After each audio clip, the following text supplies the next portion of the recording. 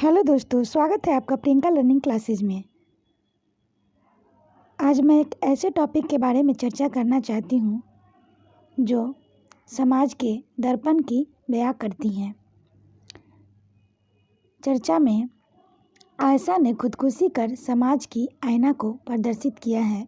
ये भारतीय समाज में चल रहे कुप्रथा के कारण लगभग 90% लड़कियाँ इस समस्या से जूझ रही हैं। इसी पर मैं कुछ कविता कहना चाहती हूँ जिसका शीर्षक है आखिर बहू भी बेटी होती है। आखिर बहू भी बेटी होती है।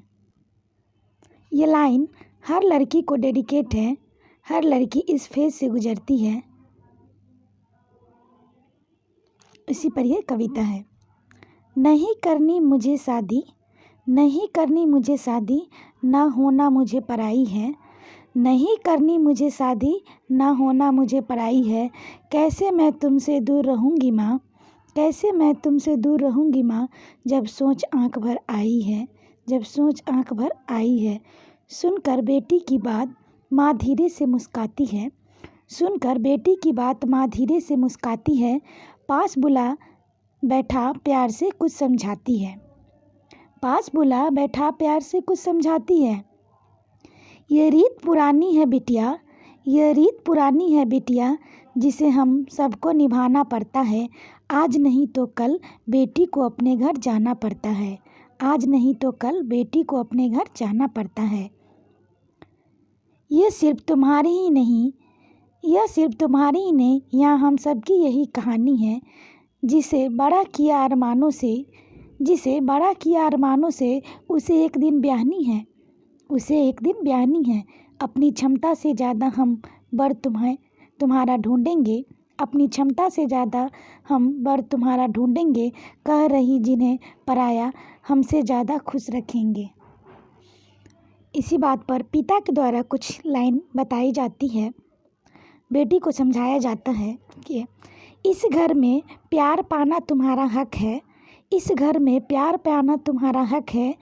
उस घर में प्यार देना तुम्हारी जिम्मेदारी, उस घर में प्यार देना तुम्हारी जिम्मेदारी। जब तुम इस डिफरेंस को मेंटेन रखोगी तब तक दो घर हमेशा खुश रहेंगे। जब तुम इस डिफरेंस को मेंटेन रखोगी तब दो घर हमेशा खुश रहेंगे। इस घर से जितना स्नेह मिला, इस घर से जितना स्नेह मिला उतना देना।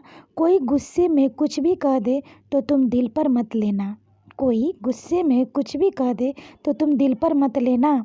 जो आभूषण जहाँ के लिए बना हो, जो आभूषण जहाँ के लिए बना हो उसी जगह पर सजता है।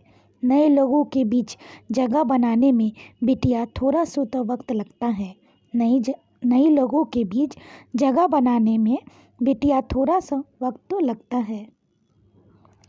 डोली में कर रहे विदा, डोली में कर रहे विदा, अब बस अर्थी में वापस आना। कभी हृदय आहत हो तो, कभी हृदय आहत हो तो भी तुम खुद ही खुद को समझाना। धीरे धीरे एक दिन तुम उस घर में, घर के रंग में रंग जाओगी। धीरे धीरे एक दिन तुम उस घर के रंग में रंग जाओगी। इस घर के लिए पराई, इस घर के लिए पराई और उस घर की हिस्सा बन जाओगी। यही समाज में पिता के द्वारा बेटी से आशा लगाई जाती है। कोई इनके सदियों से चले आ रही परंपराओं को निभाए, इसी के द्वारा यह नसीहत दी जाती है। अब इन सभी के बीच में बेटी का स्ट्रगल देखा जाए जो समाज के लिए आईना है। मेरा विचार है दोनों पक्ष अपनी जिम्मेदारी पूरे दिल से निभाए तो भारत से वृद्धा आश्रम जैसी जगह खत्म की जा सकती है। और ये आए दिन दहेज के लिए जलाया जाता है, ये सब कमी की जा सकती है। तो इसमें चलिए हम लोग देखते हैं बेटी का स्ट्रगल कैसा होता है। सारी बातों का गांठ बांध माँ मैं संग अपने ले आई थी, सारी बातों का गांठ बांध माँ मैं संग अपने ले आई थी। ना जाने क्यों इस घर में थी, ना जाने क्यों इस घर में थी और उस घर में भी मैं पराई थी। हर काम मैं करना चाहती हूँ, हर काम मैं करना चाहती हूँ जो मुझे नहीं भी आता। पर थोड़ी भी गलती हो जाना जैसे यहाँ गुनाह हो जाता है। पर थोड़ी भी गलती हो जाना जैसे यहाँ गुनाह हो जाता है। क्या यही सिखाया माँ ने तुम्हारी? क्या यही सिखाया माँ ने तुम्हारी? हर रोज़ मुझसे सब ये कहते हैं, सब छोड़ आई जिनकी खातिर, सब छोड़ आई जिनकी खातिर वो भी अक्सर चुप रहते हैं। सब छोड़ आई जिनकी खातिर वो भी अक्सर चुप रहते हैं। सुबह सवेरे जल्दी उठकर हर काम मैं अपनी निपटाती हूँ। कोशिश कर हार गई मैं माँ, पर मन जीत नहीं पाती हूँ। अपने सारे अरमानों की एक चादर ओढ़कर सो जाती हूँ। समझाया था तुमने जैसा वैसा तो कुछ भी नहीं पाती हूँ। समझाया था तुमने जैसा वैसा कुछ भी नहीं पाती हूँ। हर रोज़ आँख नम होती है, हर रोज़ हृदय भर आता है। बहू भी बेटी होती है पर क्यों ये समझ नहीं पाता है। बहू भी बेटी होती है पर क्यों ये समझ न पाता है। कहने को हर रिश्ता अपना पर अपनेपन से कोसों दूरी है। ये कैसी रीत है दुनिया की, माँ कैसी मेरी मजबूरी है। ना जाने ये घर मुझे पूरे मन से कब अपनाएगा। जो प्यार मिला माँ बाप से क्या यहाँ कभी मिल पाएगा। इस कविता के माध्यम से मैं कहना चाहती हूँ कि समाज में आए दिन घटनाएं हो रही हैं। इसके लिए माता पिता और बेटी और जिस समाज में जाती हैं बेटी, सभी को अपने अपनी जिम्मेदारी बखूबी निभाना चाहिए ताकि हम लोग इन घटनाओं को दिन प्रतिदिन कम किया जा सके और एक नए समाज की निर्माण किया जा सके। इसी पर मैं एक शायरी कहना चाहती हूँ। एहतियात बरत के करना बिटिया का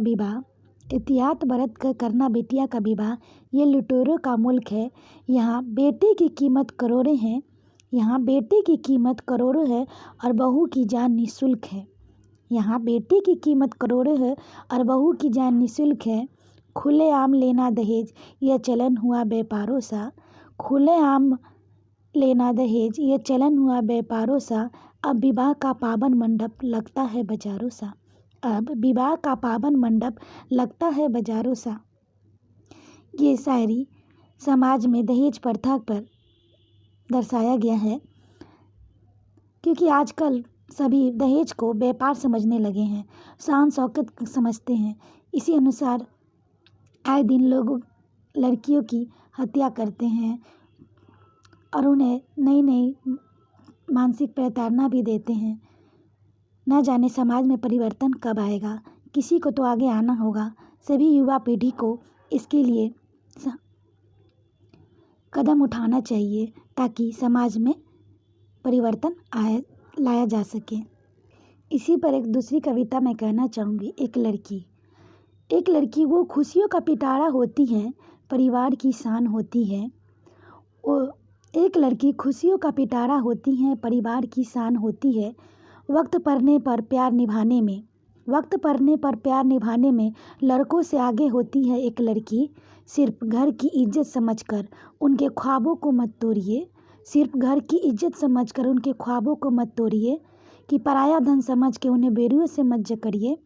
उन्हें उड़ान का मौका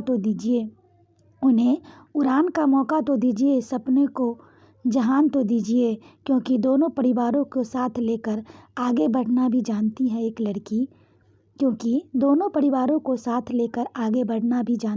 लड़की। सिर्फ माँ बाप ही नहीं, इस पूरे समाज को भी एक दिन जरूर रोशन कर जाएगी एक लड़की। सिर्फ माँ बाप ही नहीं, पूरे समाज को एक दिन रोशन जरूर कर जाएगी ये लड़की। इसलिए सभी माता पिता से गुजारिश है कि अपने बेटियों को जरूर पढ़ाएं ताकि स्वयं समाज की बुराइयों से लड़ सके। और अंत में मैं प्रियंका कुमारी बस इतना कहना चाहूँगी कि लड़कियां अपने आप को इतना सशक्त कर ले कि वो समाज की हर पहलुओं से संघर्ष कर सकती है, साथ ही समाज में अपनी पहचान बना सकती है। तभी समाज में परिवर्तन आ सकेगा। वीडियो अच्छा लगा हो तो इसे लाइक करें, शेयर करें, साथ ही चैनल को सब्सक्राइब करें। आज के लिए इतना है दोस्तों, फिर मिलते हैं नेक्स्ट वीडियो में। Thank you.